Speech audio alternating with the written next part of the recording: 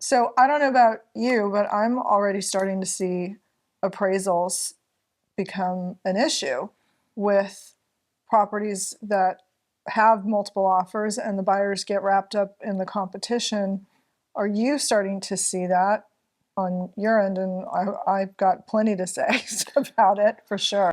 Yes and no, depending if there's comps recently. So if like in all essence, an appraiser wants to see at least one comp based on the purchase price. If your purchase is 500, I'm using it as a Yeah. baseline. They want to see another comp at 500 or some recent upgrades if it's within the square mile. If it's they can go outside of it, but if the homeowners is sitting on nobody in that neighborhood, they all refinance at 3%, nobody's moving, that is becoming a bigger challenge because the seller wants to sell it for what they thought they could sell it for in 2021. Right. And then they're like, well, let's throw the fish out there, see if anybody baits at above market or what they feel. So just to be clear, when an appraiser appraises a subject property, do they typically go a half a mile or a mile around the subject property? Depending on if they can't find what they need within a half a mile, will they go a mile? Yeah, they'll go a mile, and then if they can't find anything within a mile, they'll go a mile and a half. Or will they go back further than 6 months? Yes, they'll even go further back as a year to Because kind of dictate where the market is in that specific neighborhood, zip code, or city. are the appraisers more strict for FHA and VA? Or do you feel that they're evaluating them with the same level? So that's a good question. The intention of, and I think this has something to part of it. The intention of the appraiser is to bring it in at what you as a listing agent brings it in as the purchase price, right? So if you're listing for 500, when they're doing their data, their goal is to bring it in at 500. No.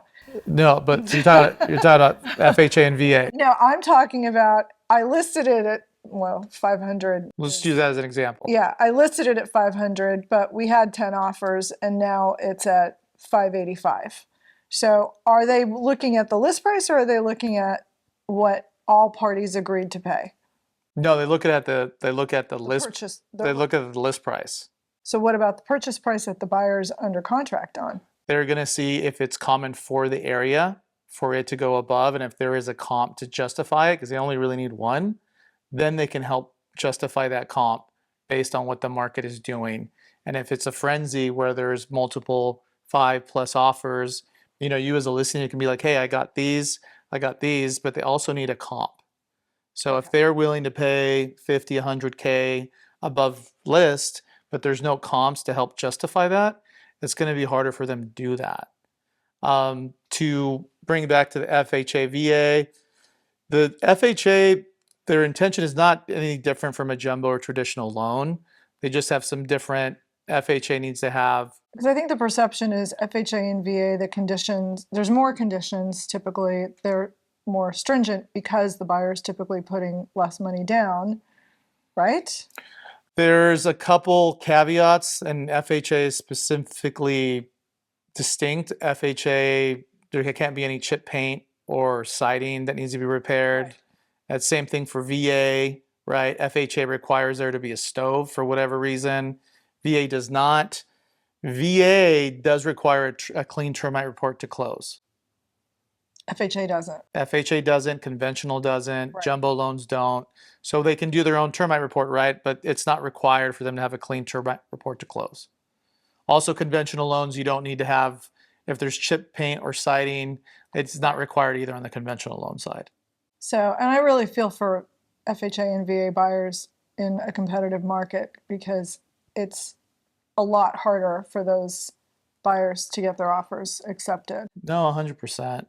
100%. Because to bring your point in, if they're going above or offer what they call like a $10,000 seller credit, Right. because they need those closing costs covered, will it appraise at that extra 10,000? Got it. So I've had a couple of appraisal issues with a couple buyers agents recently, and and one of my buyers, where on one of mine, the property appraised 80,000 under the agreed upon price. Yeah, 80. Did the It was appraiser did not do crazy. their job on the comps? Because that sometimes happens too. It's a good job to vet So, the appraiser so before they come out. so if I'm the listing agent, I Mm-hmm. make it a point to meet the appraiser and have the comps and whatever I can tell the appraiser about the property to help with the process. Whether they want me to or not, I feel like it's my job. Right. We were representing the buyer in this case. The Mhm. listing agent didn't meet the appraiser at the property. Appraiser just went. There weren't any comps to support it, and we knew that, but our buyer got wrapped up in the competition. We were up against I don't know how many other offers. Got FOMO. Yep. So we ended up negotiating back and forth, and we actually were able to get the buyer and the seller to meet halfway. The buyer's loan really didn't change much because of what they were putting. I think they were putting 20% down. Okay. So for them, it didn't impact their payment that much at all. Right. And they didn't really even have to come in with physical money out of pocket. Right. They were able to, the lender got creative on how they did it with Yeah. the loan. They got the property for $40,000 less. The seller, we made the case, look, if you don't do it with us, you're going to be back on the market and you're going to have the same issue.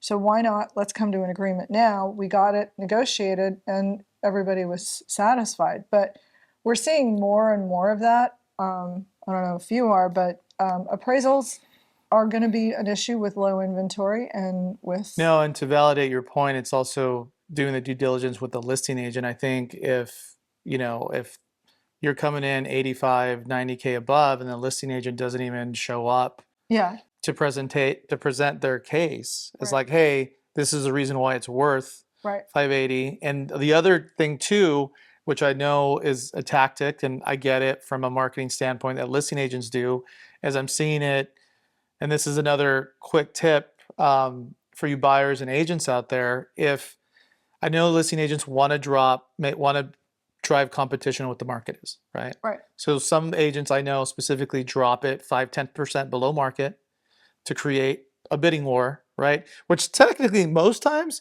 it brings it up to the actual market price Or above. or above, right? So my tip is like it helps out with the appraisal formula, and I've gotten pushback from agents on this, is like once your offer is accepted, change it to what that purchase price is.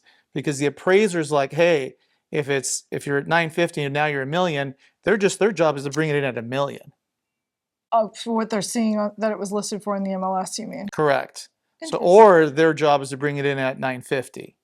Right. There's like, okay, well then you're the professional as a listing agent, right? For example, you know your market. If you're saying it's 50K below, then you're telling me as the appraiser that it's 50K mark below. If you're saying it's $1 million, well, my job is to Yeah, bring it but up. to be fair, isn't the appraiser working towards helping the buyer get their loan? I mean, they're appraising the property not to validate the listing agent, but to value the property for the buyer's financing. There, So who are they working for? and it just depends on the emotionality of the appraiser, right? Some of He them wasn't planning on any of that. No, I wasn't. It just depends on the objective of the appraiser. Some of them work for the buyer and try to help the lender bring it in at value.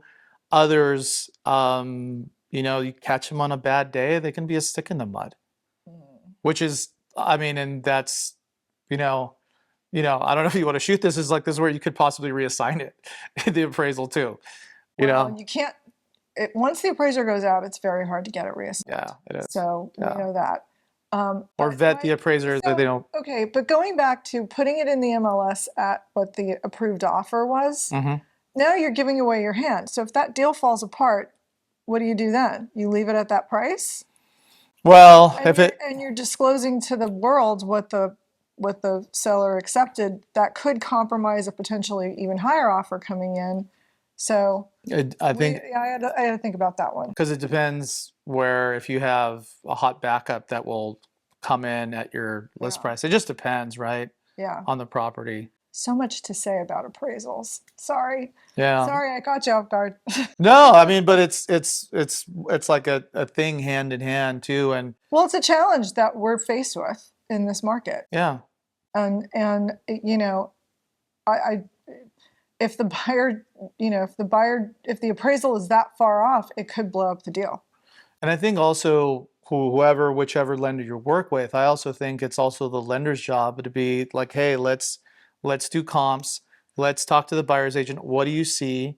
What's closed, right? Yeah. And then the lender should also call the listing and be like, hey, I know you came in 10K above list or what have you. Do you have anything or information or remodeling or anything recent or anything upgraded to help justify that additional $10,000? I'm just using that as an example, right? Yeah. And I feel that the That's how agents, not I know you do, but I'm saying like, the bar is kind of low in our industry on both sides of on both sides in real estate and lending. So it's and everybody wants to win, right? Nobody wins until the transaction closes. So right. I think it's also the lender's job to play team Yeah. and do that due diligence and let all parties know if they think it's going to come in low. Like you gotta prepare your buyer. You gotta have those conversations up front. Yeah. And if you are the listing agent, you need to meet the appraiser at the property. I mean, even it's not your buyer, but if you want the deal to close, you've got to have all of the improvements, the upgrades. How many offers did you have? Be ready to answer the questions. Help that appraiser get the job done. Thanks. I appreciate it. Oh, that was good. Yeah.